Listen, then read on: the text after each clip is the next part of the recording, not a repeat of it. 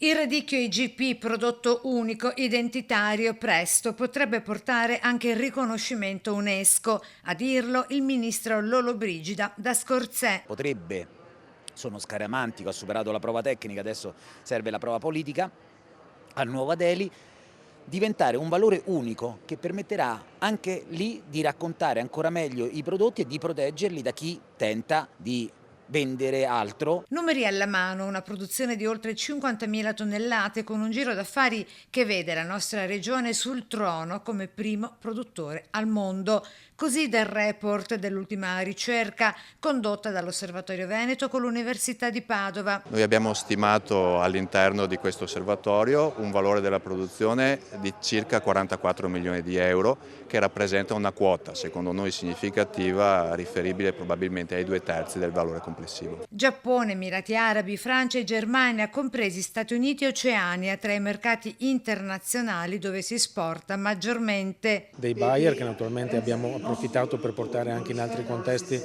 produttivi, ma per fargli fare degli incontri che si chiamano di business matching, dove la domanda incontra l'offerta, per cui gli acquirenti, i buyer hanno incontrato i produttori del territorio.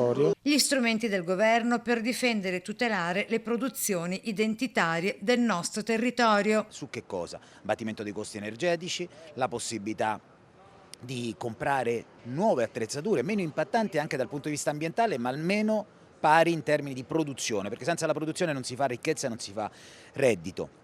E poi ovviamente anche la protezione nei mercati, dall'Italian sounding, da chi vuole imitare, da chi racconta che un prodotto è uguale a un altro, senza tener conto che dietro i nostri prodotti ci sono migliaia di anni di contaminazioni, di storia, che hanno fatto del Made in Italy qualcosa che va ben oltre il fatto in Italia.